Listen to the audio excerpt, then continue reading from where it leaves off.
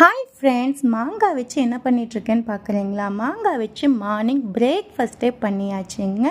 இந்த மேங்கோவை நல்லா தோல் சீவிட்டு இந்த மாதிரி கட் பண்ணிக்கிங்க. இது மேங்கோ சீசன் தான், ஸோ எல்லோரும் ட்ரை பண்ணி பாருங்கள்.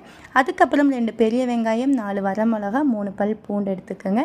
ஒரு பேனில் கொஞ்சமாக எண்ணெய் ஊற்றிட்டு பெரிய வெங்காயம், வரமிளகா, பூண்டு எல்லாத்தையும் ஆட் பண்ணி நல்லா வதக்கி ஆற விட்டு மிக்ஸி ஜாரில் மாற்றிக்கிங்க.